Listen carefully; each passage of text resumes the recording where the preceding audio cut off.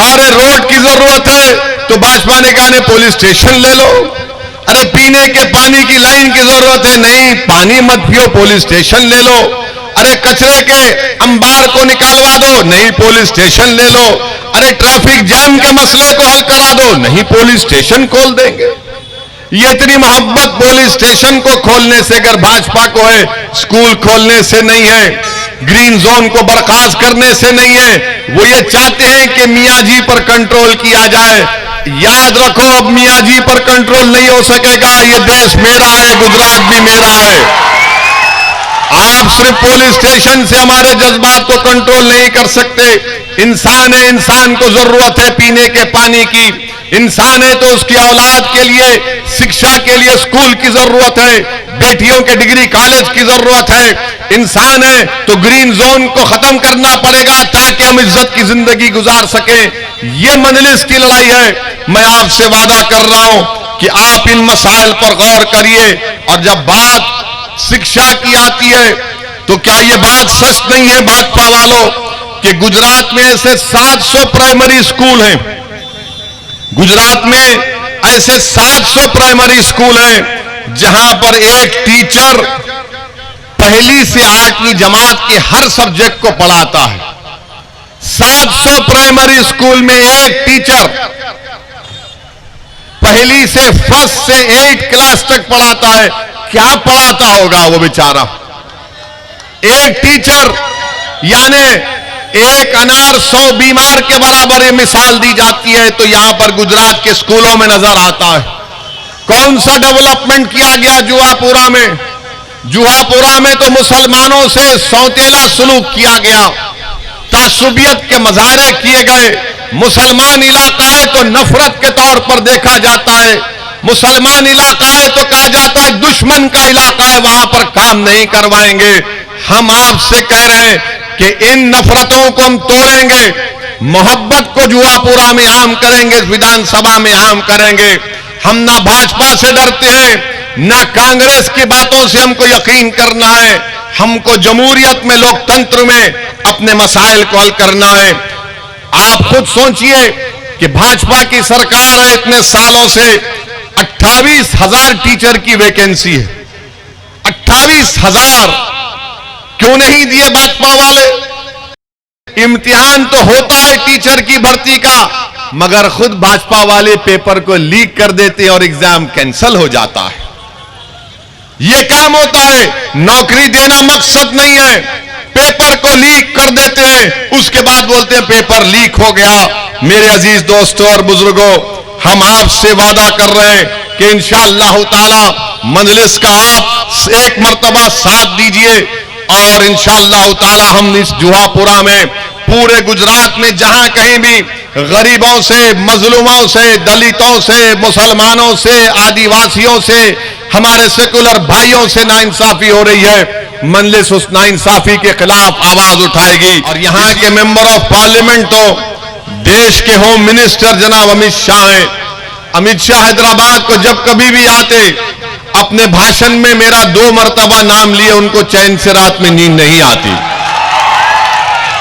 हर बार अमित शाह आकर मेरा नाम लेते हैं कि ओवैसी की वजह से ऐसा हो रहा है। अमित शाह साहब ये बताइए कि आपने जब यहां के एमपी बने, आपने जुहापुरा में कितने काम करवाए अपने एमपी फंड से? बताओ आप। क्या आपने यहां पर पीने के पानी का इंतजाम किया? क्या आपने यहां पर अल्पसंख्यक समाज के लिए अपने एमपी फंड से कोई स्कूल की बिल्डिंग को तामीर करवाया? क्या आपने अपनी सरकार से बोलकर जुहापुरा में कब्रिस्तान की जमीन दिलवाई कि कब्रिस्तान की जमीन भी नहीं है? मेरे अजीज दोस्तों और बुजुर्गों, मैं आपको बताने के लिए कह रहा हूं कि हैदराबाद की पार्लियामेंट का मैं रुकने पार्लियामान हूं और हैदराबाद की आवाम ने मुझे वोट डालकर कामयाब किया। मेरे पार्लियामेंट के सेगमेंट में एक विधानसभा है, असेंबली का हल्का है, उसका नाम है कारवान। मैंने 5 महीने पहले, हमारे 7 एमएलए हैं विधानसभा में, कोई मंत्री नहीं है, मगर इसके बावजूद भी मेरी नुमाइंदगी पर 290 करोड़ की लागत से एक सीवरेज की लाइन वहां पर डाली जा रही है कारवान असेंबली हल्के में। मजलिस पर इल्जाम लगाते हैं कि मजलिस सिर्फ जज्बाती बातें करती है। हां, हम तकरीर जरूर करते हैं, मगर जब तकरीर करते हैं तो उसके अल्फाज को अमली जामे नामा पहनाते भी हैं। उसी कारवान के असम्बली हल्कों में गोलकुंडा एक तारीखी इलाका है। उस गोलकुंडा के इलाके में मैंने अपने एमपी फंड से बच्चियों की डिग्री कॉलेज और जूनियर कॉलेज के लिए मैंने एमपी फंड से 10 करोड़ की लागत से एक आलीशान बिल्डिंग बनाई। आप आकर देख सकते हैं गोलकुंडा के इलाके में ये काम हो सकता है मेरे भाई। अगर आप मजलिस का साथ देंगे तो इंशाअल्लाह ताला ये काम करवाए जा सकते हैं। शर्त यह है कि आप मुत्तहिद हो जाएं और यकीनन मजलिस की कामयाबी को रोकने के लिए बहुत से लोग खड़े हो जाएंगे ताकि आपके इत्तेहाद को कमजोर किया जाए। मेरे अजीज दोस्तों और बुजुर्गों, अहमदाबाद के म्युनिसिपल कॉरपोरेशन ने कई फैसले, गलत फैसले लिए कि नहीं गोश्त की बंडी, चिकन की बंडी नहीं को खोलना चाहिए। अरे आप होते कौन है? कौन डिक्टेट करेगा? कौन खाएगा? कौन क्या पिएगा? आप जानते हैं कि यही हाल यहां पर बहुत से मसाइल है, तकालीफ है। अच्छा, यहां पर पूरे अहमदाबाद के अस्पतालों का मेडिकल वेस्ट का डंपिंग स्टेशन बना दिया गया है। क्यों बनाया आपने उसको? यहां पर कोई पूछने वाला नहीं है। अब कांग्रेस को आपने वोट दिया था पिछले मर्तबा, तब भी कांग्रेस नहीं यहां से कामयाब हो सकी। मैं आज आपसे वादा कर रहा हूं कि एक मर्तबा आप इस विधानसभा में मजलिस के हक में अपने वोट का इस्तेमाल करिए। भारत के प्रधानमंत्री पूरे देश में पुकार पुकार कर कहते हैं स्वच्छ भारत, स्वच्छ भारत, स्वच्छ भारत। देश के प्रधानमंत्री ने झाड़ू हाथ में लेकर दिल्ली में रोड पर सफाई भी की। अपने पार्लियामेंट कॉन्स्टिट्यूंसी में गए तो घाट पर भी उन्होंने सफाई की।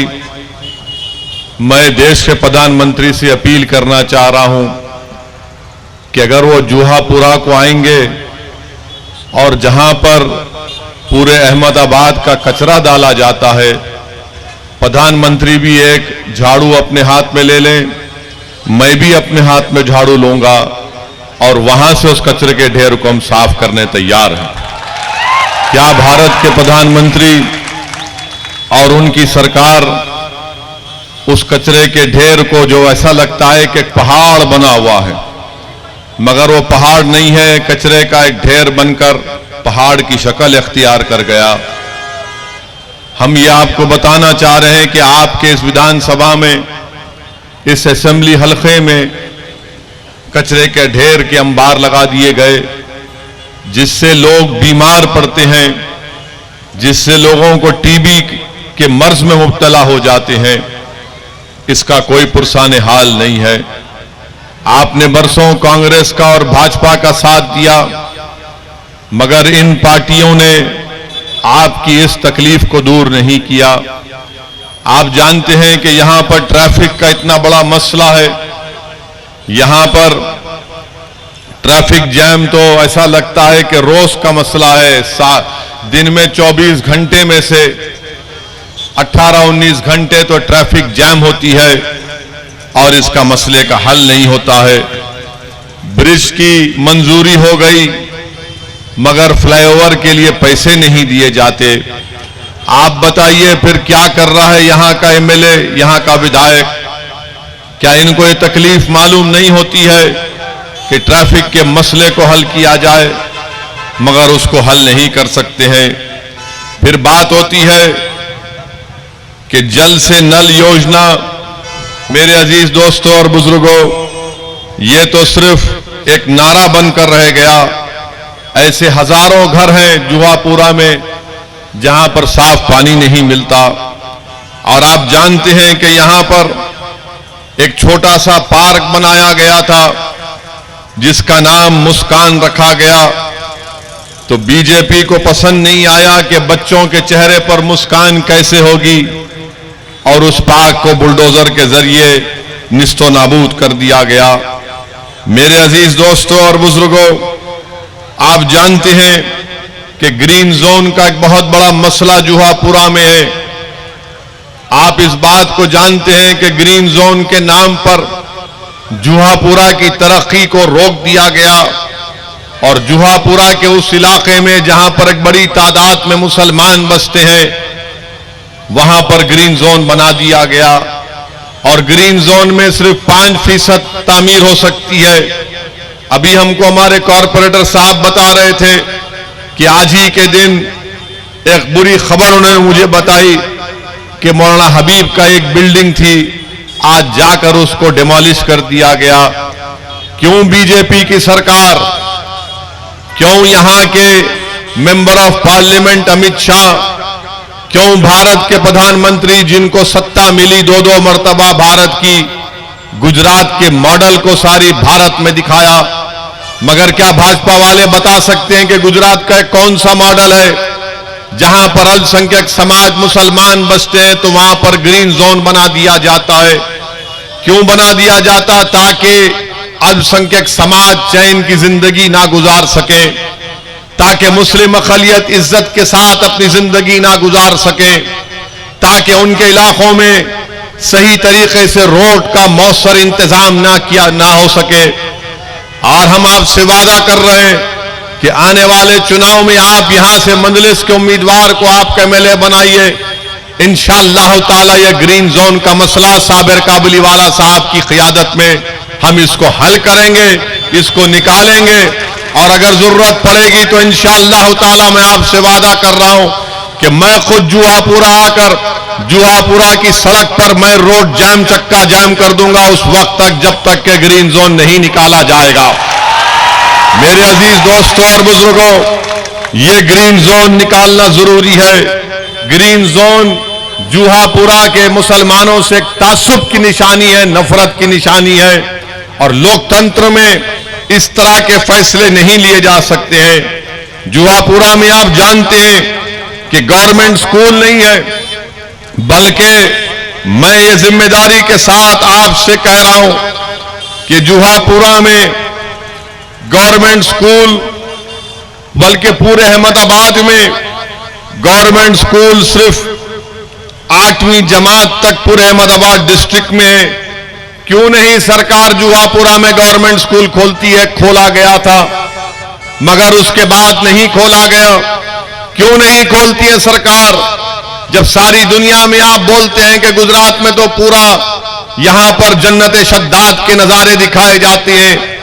मेरे अजीज दोस्तों और बुजुर्गों, जुहापुरा में गवर्नमेंट के स्कूल खुलवाए जाएंगे, लड़कर खुलवाए जाएंगे और ये स्कूल खुलवाने का काम सिर्फ मंजलिस कर सकती है। आप बताइए कि हम आज एक स्कूल को गए थे, वहां पर हमने देखा, आपको जानकर हैरत होगी कि जो प्राइवेट स्कूल हैं उनके जो नाम्स हैं वो नाम्स इस तरह से बना दिए गए कि कोई स्कूल ही ना खोले प्राइवेट स्कूल, यानी 3000 स्क्वायर गज जमीन उसको दिखाना पड़ता है।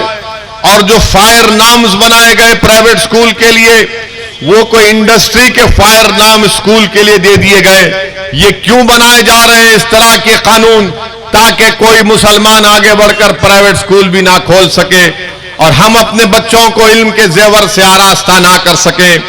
आप जानते हैं कि जुहापुरा में हमारे बच्चियों के लिए डिग्री कॉलेज का इंतजाम नहीं है, जिसकी वजह से हमारी बेटियां तालीम को तर्क कर देती हैं, या फिर अगर डिग्री कॉलेज के तालीम के उसूल के लिए उनको कहीं जाना पड़ता तो बहुत दूर दूर जाना पड़ता है। मैं आपसे वादा कर रहा हूं कि यहां से आप मंजलिस के विधायक को मुंतखब करिए। इंशाअल्लाह ताला हम हुकूमत से लड़कर यहां पर बच्चियों के लिए डिग्री कॉलेज का क़याम अमल में लाएंगे इंशाअल्लाह ताला। अफसोस की बात है कि हॉस्टल भी नहीं है जुहापुरा में। कहां गया हॉस्टल? इतने पैसे जो लिए जाते हैं टैक्स का कहां पर चला जाता है? तो तालीम के मैदान में, बुनियादी सहूलतों के मैदान में, ट्रैफिक के इंतजाम के लिए ये ऐसे 3 अहम और ग्रीन जोन, ये 4 अहम मसाइल हैं जुहापुरा में।